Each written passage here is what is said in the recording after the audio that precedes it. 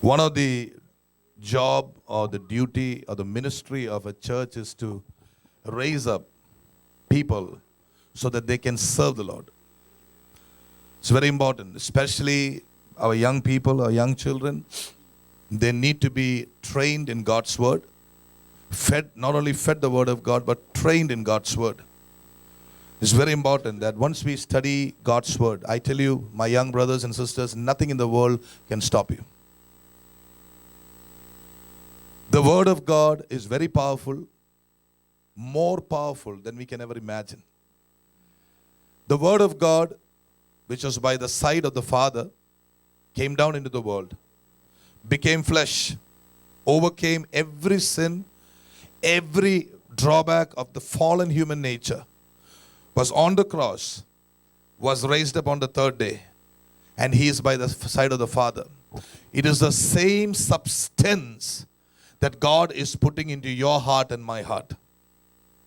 The same substance which overcame the world. That is why Jesus said, be of good cheer, I have overcome the world. Because you have my substance in you. Now in the book of Hebrews chapter 11 we read, faith is the substance of things hoped for. What is that substance? The word of God. So if you have God's word inside you, you have hope and faith for a rainy day. If you have the word of God secure inside your heart, nothing can stop you from getting what God wants you to get. And it is very important that you and I learn the importance of having the word of God and the Holy Spirit inside your heart. It all starts by accepting Jesus as the Lord of your life. Accepting Jesus as the Lord of your life is not a religious exercise. It is not because your mother keeps on telling you. It is a matter of life and death. Without being born again, nobody can enter into the kingdom of God. John chapter 3, Jesus told Nicodemus very clearly, you great man, you're a great teacher, most respected in all of Israel. But remember one thing, there is nothing particular for you. This is God's plan for salvation. Unless you are born again, you will not enter the kingdom of God. And how are we born again? By the word of God and the Spirit of God that is inside us. The Bible says it very clearly. Amen. I want to tell you, my young brothers and sisters, and all the elders here will agree with me. It is the word and the Holy Spirit that has brought us thus far. And those in agreement will say amen. Amen. You may be the wisest man in the world, but you are a fool in the presence of God if you do not have wisdom inside you. That is why the Bible says elsewhere, greater is he who is in you than who is in the world. Amen. God's word is the Bible which you have. I'm speaking especially to young people. God's word is in the Bible which you have. And God's word also is the Rhema word which you speak in churches like this. When these both combine, your life becomes one of the greatest blessings ever. I want to ask all the young people, today I am just reminded of a prophecy that came over Betsy many years ago. She is a nation changer. She is a history maker. Pastor Damian Anthony, which many of you know who has come here, actually, he should have been holding a crusade here tonight. But this time, I didn't feel like. I said, no, Pastor, not this time, because we are moving from one shift to another shift. This is the time we have to be with the Lord. And Pastor Damian Anthony, when he first came to this church, he said, Pastor, your church is a nation, history makers. And somebody prophesied. Who prophesied? Jancy? Somebody prophesied over her and said, she's a history maker. How many history makers are here? Every person who believes in the Lord Jesus Christ, God has seen you as a history maker. You know the greatest history maker of all time? Our Lord Jesus Christ. He himself is a history maker. Time has been set on either side of his lifespan. Before he was and after he was. What a change he made. And then came Paul. Then came Peter. You know what the world called them? Those who turned the world upside down are here.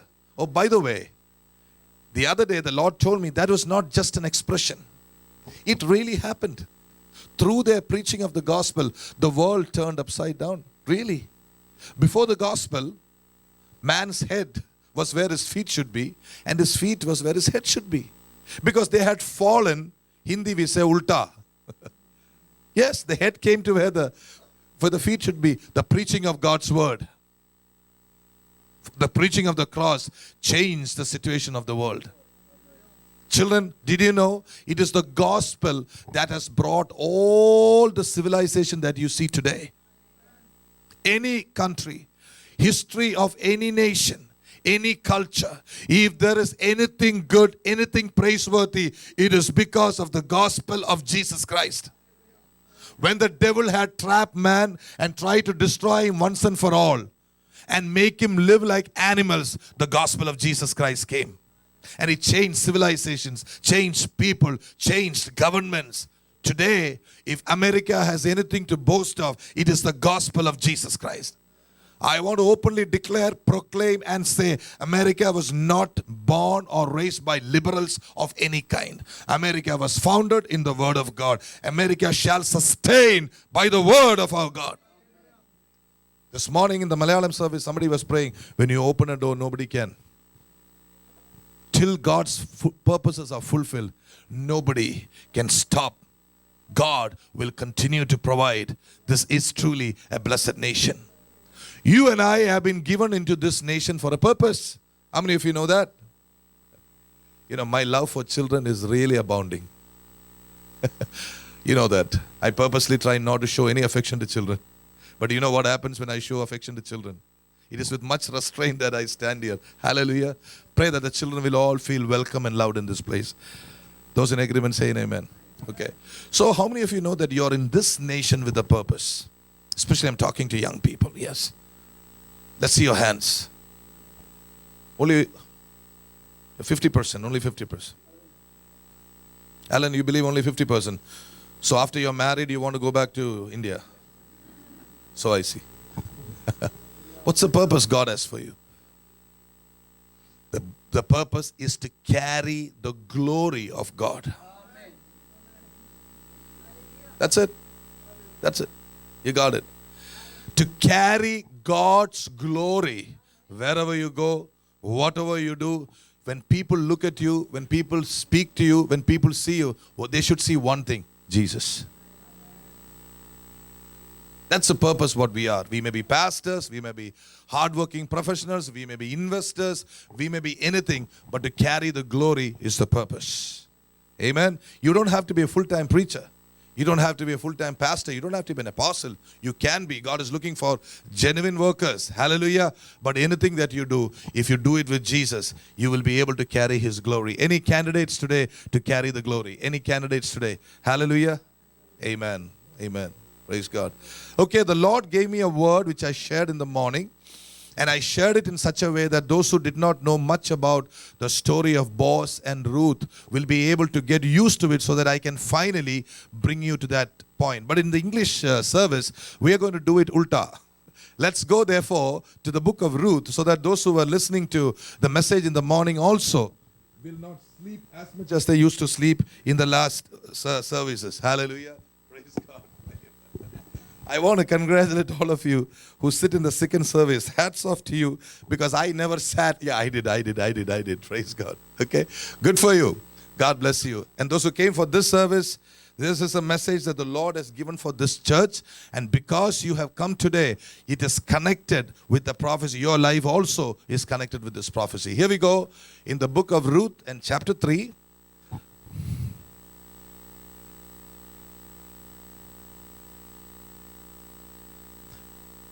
Now, I don't say that you have to bring your Bible every Sunday to church, but make sure the Bible is in your heart.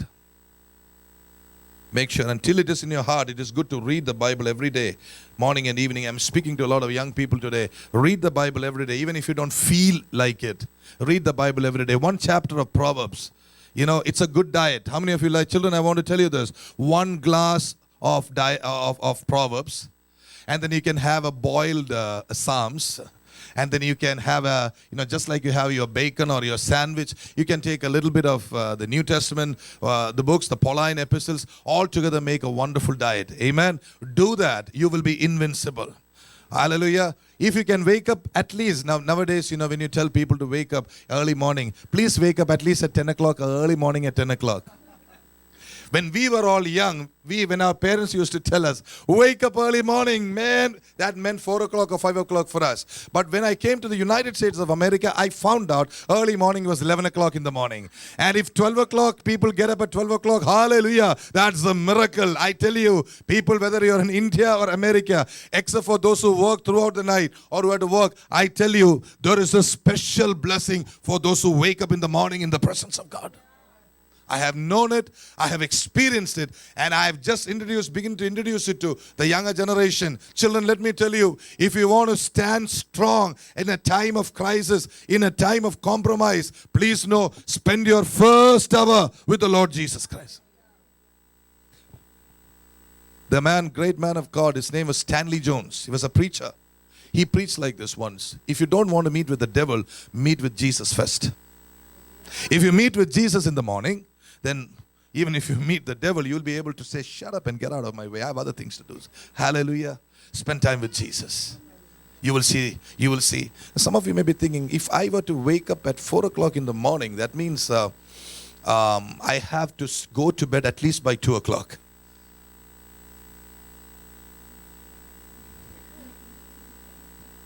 Start somewhere, Start going to bed at 1 o'clock from today.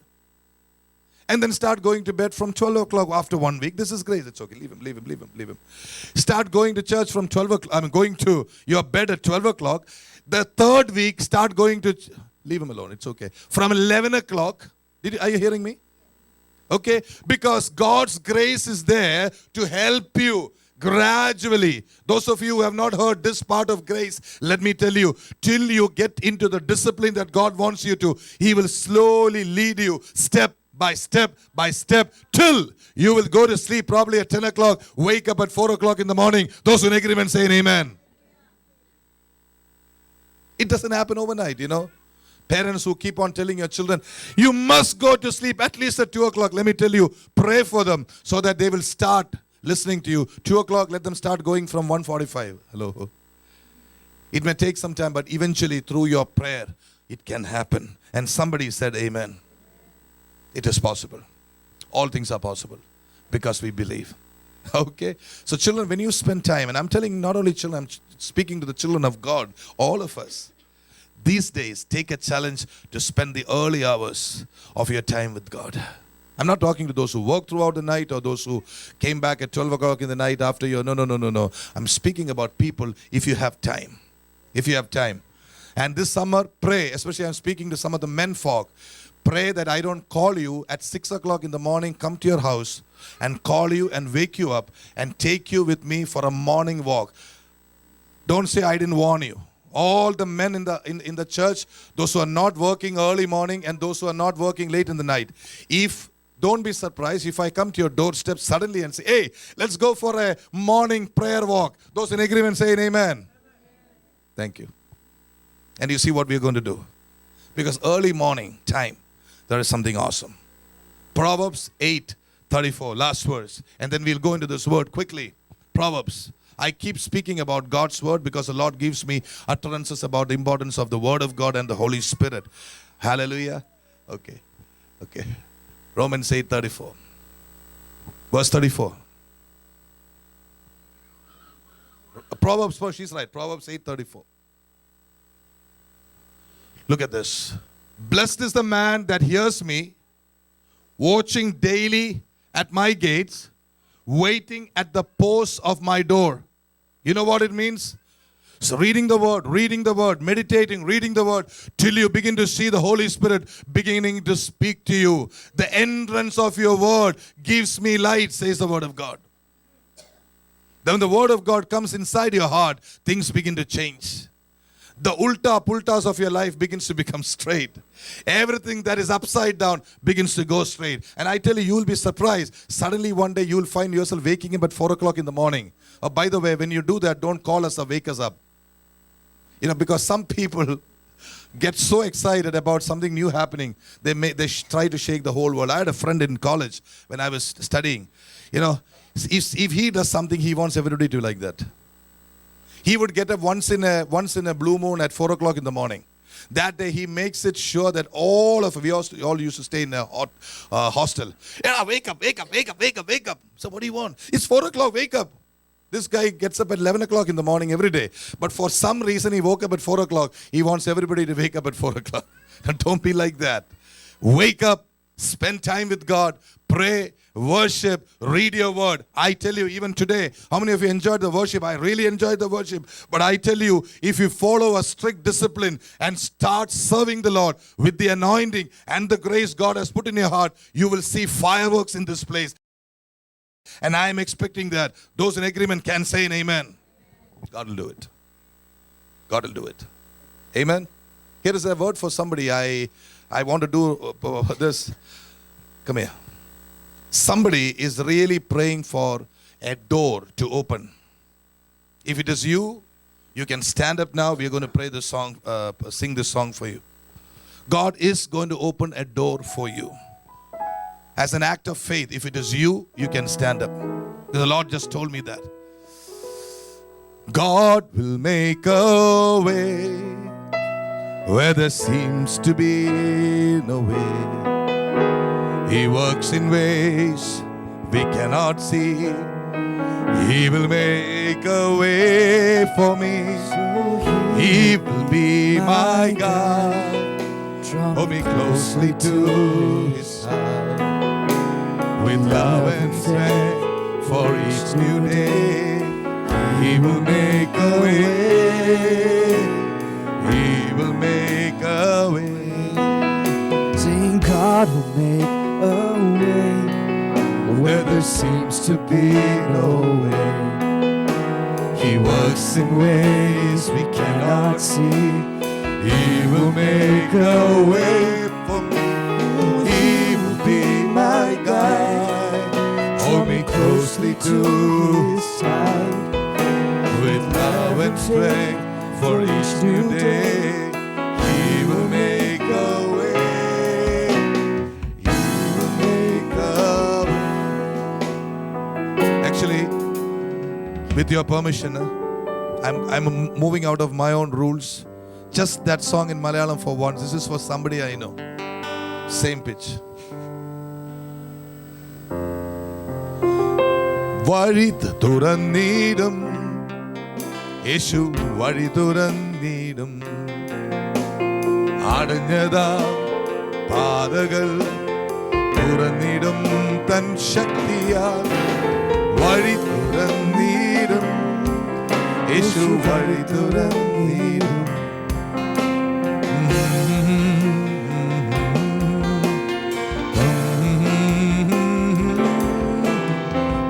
make a way. One more time. If this song and if this ministry is really for you, by faith, keep those hands right up. Because, don't ask me why. Because the Holy Spirit. Because Jesus. That's all I know. And that's all I need to know. Because of Jesus. And when we pray now, the power of God in a special way, He's going to come and touch you. And in that power, the Rhema word of God will begin to speak to you what you need to know. God will make a way where there seems to be no way. He works in ways we cannot see. He will make a way for us. He will be my guide. Draw me closely to His side. Love and strength for each new day. He will make a way. He will make a way. He works in ways we cannot see. He will make a way. Right now, Lord. He will make a way. He's touching you now. I am also standing there with you because I want to move. The Lord said, I will take you. And I've declared a date. But I see nothing favorable for my declaration. But I believe He will open ways which we have never seen before. The Lord will take us through. We will jump over that wall in Jesus' name. Nothing can stop us. And everyone who's standing here by faith, God is opening a new way for you in the spiritual realm. A new way in the spiritual realm, where you will see His glory unleashed and His power manifested. Thank you, Lord. If the Lord has spoken to you in the last 2-3 minutes, I want you to give the Lord a clap offering. Thank you, Jesus. Thank you, Jesus. Hallelujah. Please be seated. Thank you, Lord. That song actually came to me yesterday when I was praying about the church and the new place where we want to go to. But we need a lot of money. I said, Lord, so I'll work in ways which you cannot see. I am your God. Thus far I brought you. I will not put you in, but I'll take you. Amen. Okay. Praise God. And when God gives a word like that, I have to again change the word. So we are going to go to sorry about Boaz. Let's go to Ruth. Amen. Be seated here, man. You can keep that for me. You can be seated there, okay? You know why we put the thing on? Let's go to chapter 1 of Ruth. In the morning service, if we talked about Boaz, now we are going to talk about Ruth. Amen. We are going to study, understand how God has touched Ruth, a Moabitess who could not be brought into the tabernacle of the Jewish people or the children of Israel, how she became the great grandmother of our Lord Jesus Christ. Amen. Because God opened a door for Ruth. God opened an amazing door for Ruth. Let's go there. Ruth, not Romans. This is Romans. Let's go there. I don't know when we have to stop in the next 15 to. I don't want to preach a lot, but are you with me, people of God? The Lord will give you His word. Amen. Now it came to pass in the days when the judges ruled that there was a famine in the land. And a certain man of Bethlehem, Judah, went to sojourn in the country of Moab. He, his wife, and his 2 sons. It's very clear. I don't have to explain that. Verse 2. And the name of the man was Eli Melech. By the way, the word Eli Melech means, Eli means the God. Melech means king. In other words, it was written on this man's forehead that God is king. God is king. Whoever looked at Eli Melech said, yeah, God is king. But look at his activity. Verse 3. And Eli Melech, Naomi's husband, died, and she was left, and her 2 sons. He was a man who went out of the territory that God had placed for him. I'm speaking to somebody here. That is why we expound the scriptures. Never go beyond where God has kept you. When I was going through the book of Ruth, in the life of Boaz also, the Lord told me specifically about the limits of a believer. I want to talk to young people here. I want to talk to old people here. There are no old people here. There are only aged people, okay? I want to talk to everybody here. Please know that there is a spiritual limit which God has put around everybody. And those who trespass this get into trouble.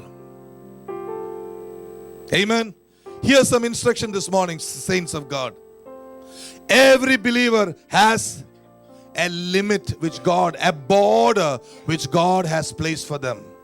In the book of Ecclesiastes, we read, anybody who opens the fence, the snake bites them. Have you read that part? In the book of Ecclesiastes chapter 9. Yes, some of us should know this word very clearly, especially all the young people. I'm a young person too. All of us. Let's read this. Book of Ecclesiastes chapter 9.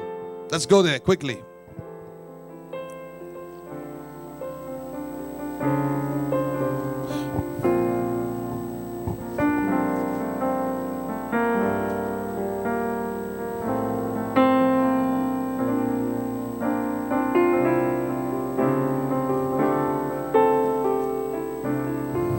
Did you find that out? Ecclesiastes. There is a fence, a spiritual fence which God has placed around you. It is in the book of Ecclesiastes. By the time we look into it, I will quickly take you to the book of Job and show you the 3 fences which God had put around Job. We will look into that and then we'll come to Ecclesiastes. Let's go to the book of Job quickly. Let's go to Job chapter 1. Okay, we got Ecclesiastes. We'll go there first. Ecclesiastes chapter 10:8. Ecclesiastes. I want everybody to remember this. Look at this. 10:9. This is the thing. 9, 8, 8, 8, 8, 8. Read this. Saints, can we read this? Whosoever breaks a hedge, a serpent shall bite him. Amen. I want you to know, God has placed a fence around every believer. When you are born again, it means God's protection is upon you. God's protection is upon your spirit. God's protection is upon your mind. And God's protection is around your body. Whoever breaks it does not do a wise thing. This is a word for somebody in this church. Stay within the limits that God has kept you. Only when you stay in the limit, God will lift you up. Amen. Let me share that with you. Look into the book of Job, chapter 1. Let me show you how 3 fences or hedges were put around Job. I love the word of God. You know, God speaks according to the need of the people. That's the beauty of not having to preach the same message, though the people are getting fed. Somebody said hallelujah. Amen. All right, let's go to Job, book of Job, chapter 1. Quick. Okay. Verse 10. Okay. Job 1:10. The devil is talking to God to destroy Job. Look at what he's saying. The devil is talking to God. Have you not made a hedge about him and about his house and about all that he has on every side? That was the spiritual protection which Job had, a man of God. Today I want to tell you, everybody who believes in the Lord Jesus Christ, whoever has accepted Jesus as the Lord of your life, God has placed a fence like this.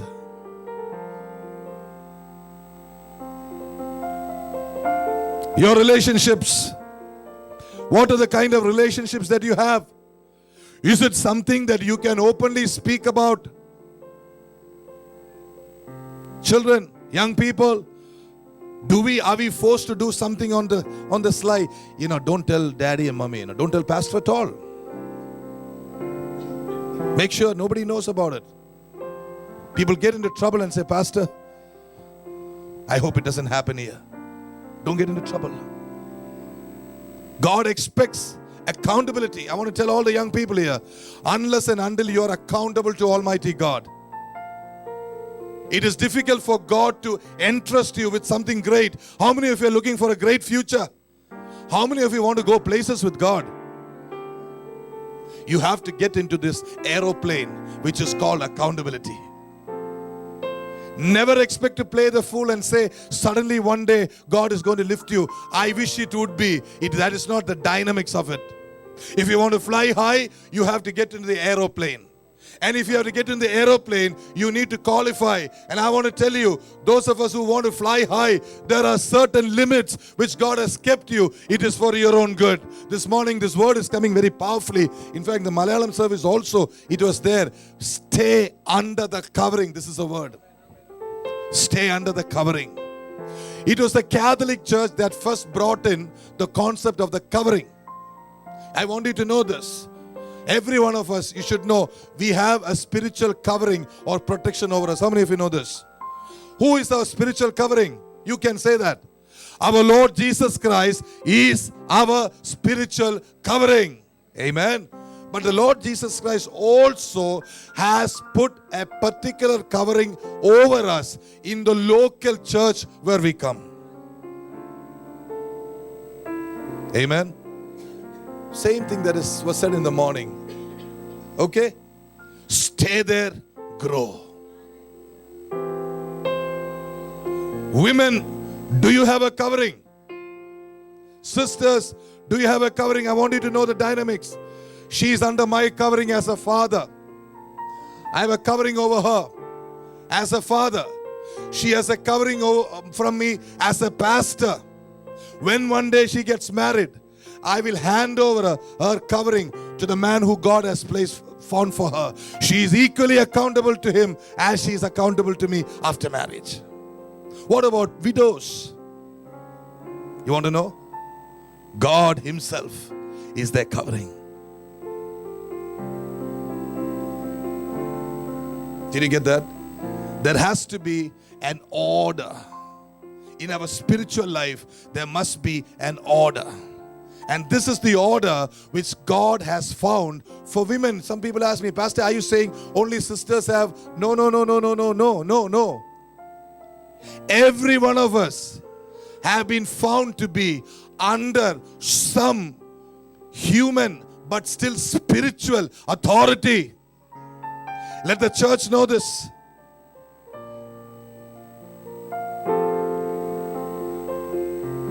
Let the church know this. Let the church know this. God has placed his church under authority. Those who know this, those who heard this, lift your hands and praise God. We are not called to be under human yoke. We are not called to have a burden on us, but we are called to submit to Christ and submit to godly authority in Christ. Let me tell you some practical issues which this church must know. Somebody has to tell this. If you expect the leadership of the church to pray for you, please have a willingness to obey what we tell you to do. Otherwise, don't bother. You can come, sing songs, whatever you want you can do. This is an open church. This is a free church. Anybody can come, sit. But if you expect servants of God to pray for you, minister to you, minimum we expect you to listen to what we say and do.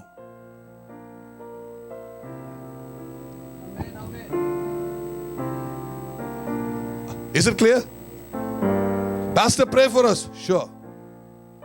I will pray. Pastors are here. They will all pray. But on one condition. If the word of the Lord has been spoken to the man of God, you can agree with it. Go and tell the pastor, Pastor, what you said may be true, but we can agree with that. Why don't you pray for us that we may see it as you see it? Sure, I am there. And we are there to pray for them. But if people knowing the truth openly oppose it and still say, Pastor, pray for us. I'm sorry, from today I have to put my foot down and say, I'm sorry. It doesn't work that way in the kingdom of God. Because we cannot agree with a disobedient person and an obedient Jesus Christ at the same time. We, the servants of God, are called to obey the Lord Jesus Christ no matter what it happens. We cannot put our feet in two boats. We have to put our feet in Jesus. Is this clear? So next time when you ask, Pastor, please pray for me, I'm all there to pray. But on one condition, we agree and pray. Otherwise it doesn't work. You ask me why? That is the way it is in heaven. And I go by what God says. Many times I prayed for people. People have been healed instantly. People have found solutions. Things have happened. But I've also seen good people, nice people, very sweet people. They love me like the apple of their eye. But they are not willing to see eye to eye with what I say. They think, he's a young fellow, It's okay. He's a nice kid. That's the way many people see me. Yeah, he's a nice kid, So sweet. But let me tell you, I'm standing here not because I'm a nice kid who's very sweet. It's because God asked me to stand here. And when God tells me to tell you something, I tell it. You want to take it, you take it. Blessed is your life. You don't want to take it, please come and tell me, I'm sorry. Spiritual authority, spiritual power comes upon you when you pray in agreement. Otherwise, nothing will happen. I wish it would, but it won't happen. Bottom line, understand the limit and the covering God has placed you. When you go to the book of Romans chapter 6, you see another picture of the covering. What is the picture of the covering? Those who are baptized into. Okay, I wish somebody would have put it back by now. Okay. We who are baptized into Christ. Romans chapter 6 verses 3 says, you who are baptized, you are baptized into. Now what baptism is that? Water baptism. and also baptism in the Holy Spirit. Both are there. When you're baptized in the Holy Spirit, what happens? You are becoming part of Christ. Okay. Many people, especially after I came into Philadelphia, I found this verse being used very cleverly by some people. I used to go to a home when I used to, that is where I found out my precious Leelandi. You know, nice people, good people. They say, don't speak about baptism because there are many people coming from other churches. They will get offended. I said, oh really? Okay, I will not speak about baptism. Now how can I speak half gospel? I have to preach the full gospel. Okay? So I preach the full, and I remember those days people are saying, some people very clever, they were baptized, but you know, they were still going to churches where they don't teach about baptism. And you know the verse they used? We are baptized into Christ. We can stay where we are. How cleverly people distort the word of God. I want you to know this. Somebody has to preach the truth. Being baptized into Christ means, Lord, it is no longer I that live. Wherever you lead me, I will go. You decide, I will obey. And those in agreement said an amen. This is a curse in this part of America. Clever people, they come into this country, they work hard, they create their own religion. They want pastors to pray for them. They are not ready to accept and obey what the Lord wants them to do. Never think that we can fool God. Even once, my dear brothers and sisters. God is a good God, He's a compassionate God, He's a nice God, He is full of love. But I tell you, never, never, never think even once that you can fool God and get away with that. You know something? God doesn't curse you, God doesn't put you in trouble. But even when God doesn't do anything, I've seen people getting into trouble. Don't think God is putting you in trouble. Did you know a principle? If God is not for you, everybody will be against you. Hello. Romans chapter 8 says something else. If God is for you, who can be against you? Now reverse that word. If God is not for you, who is going to be there for you? Church, did you get that? Pleasing God. That is the ultimate, and that is the beginning all the time. Amen. So remember, God has put a spiritual limit or a circle around you. Please know the spiritual, He is around your spirit, He is around your mind, He is around your body. Every time you have a temptation, remember, temptations always come in the mind, but He is there to keep your mind. I don't know about you, but I know young people, their temptation is in the mind. Young people, am I talking to you? Many young people, they have a temptation in the mind. Temptation to see things they shouldn't. Temptation to hear things they shouldn't. And, I'm sorry I have to say this. Love you. Somebody has to say this. Sometimes, young people, when you have dirty dreams in the night, sorry. Remember, it is because of a transaction that was made in the conscious mind in the morning times. Many young people say, Pastor, I think that is the girl I'm going to really get married. Because in the night I had a dream. She was standing like this and she said, come, let us get married. You know what happened to a young man many years ago? He was seeking the Lord's face. Lord, show me the bride, show me the bride. One day he went to a church and he saw a girl. The Lord told him, that is the girl. So he was very sure. He said very, very quietly, he said, you know, the Lord told me that you are the girl whom I have to marry. You know what she said? That's okay with me, but first let me ask my husband. That is what happens to people who have no control over their senses, because their senses are full of the whole world. The lust of the flesh, the lust of the eyes, and the love of the world. Children, I want to tell you, somebody has to bell the cat. There is a covering for your eye. There is a covering for your body. There is a covering for your soul. Take it, use it. The Lord will protect you. The Lord will keep you. And those in agreement can say an amen. You know, when I said young people, many of us said, hallelujah, hallelujah. But we know, temptations in the mind is not just for young people. It is for everybody. It need not be morally unclean thoughts. It can be anything. But I want you to know, the Lord who has called you is faithful to keep you. One word from Him, Lord, keep me in your covering. Who can pray like that? Just keep me under your covering. That is all you need to do. You don't have to feel condemned about it. You don't have to feel sad about it. You don't have to, You don't have to. Some people are like that here. You don't have to go on a long fast to overcome the lust of the flesh. Who told you that? Some good people here. Don't fast to overcome the lust of the flesh. Who told you? Then what will happen when you start eating food? Will the lust come back? You're good people. No. Grace is greater than any fasting you can do. Don't destroy your bodies. Somebody said, Pastor, when I eat a lot of fish fry, I have a lot of temptation.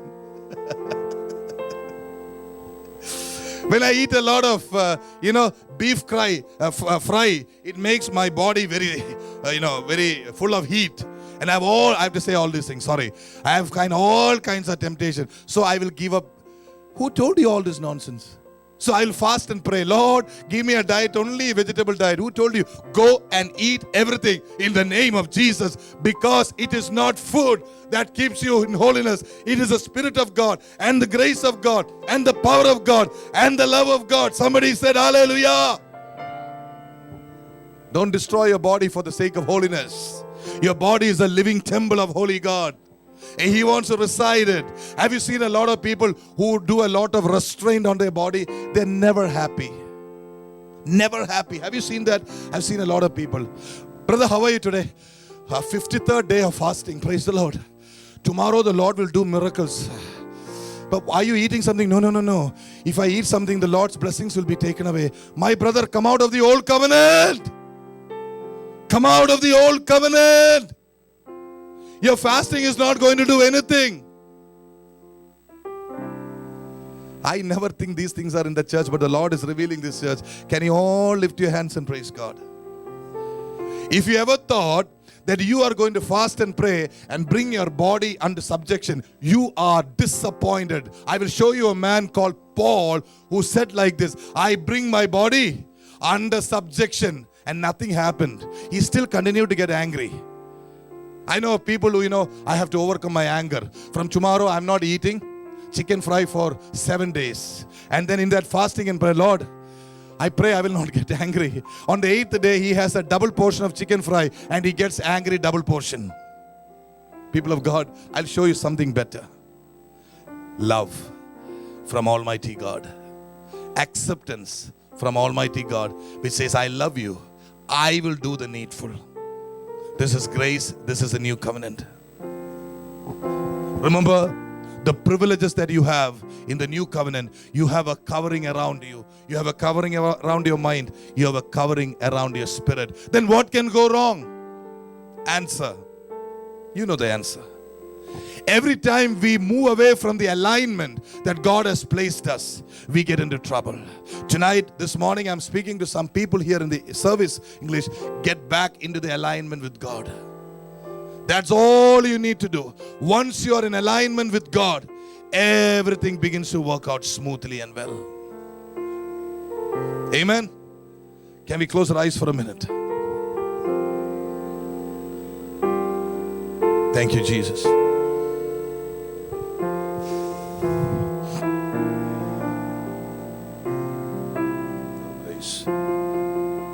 Thank you, Lord.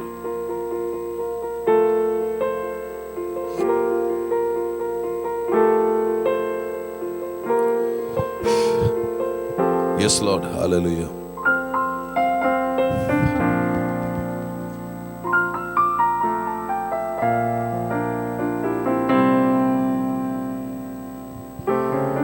Say this prayer right now with me.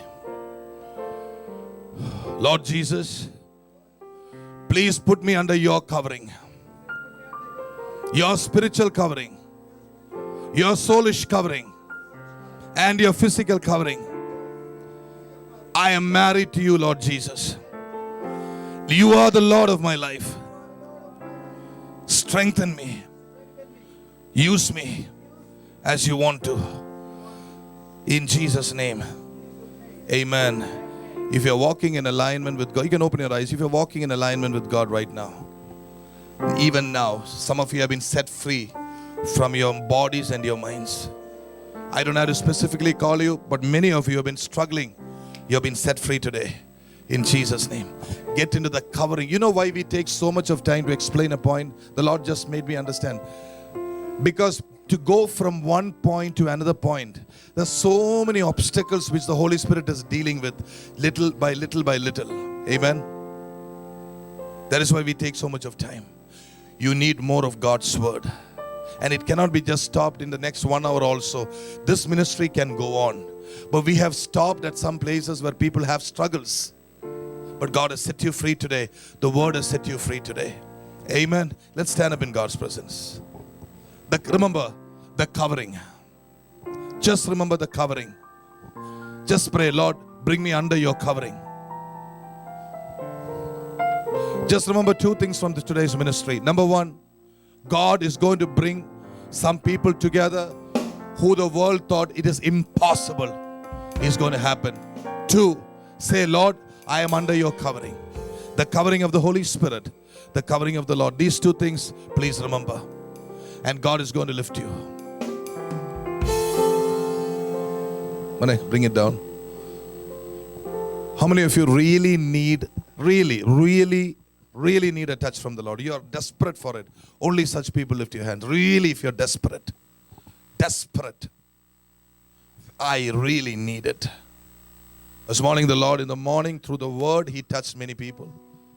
But now, many of you are tired here. That's why one of the reasons why I'm not able to move forward, but the Lord is with me. But He wants to move. He doesn't want to leave you empty. Especially those of you who came in the morning. Sing with me and ask the Lord, Lord, I need you. Oh, I need you. Go with my speed, okay? Every hour I need you. My one defense, my righteousness. Oh God, how I need you. Should I sing pray? Teach my song to rise to you. When temptation comes my way and I cannot stand, I call on you.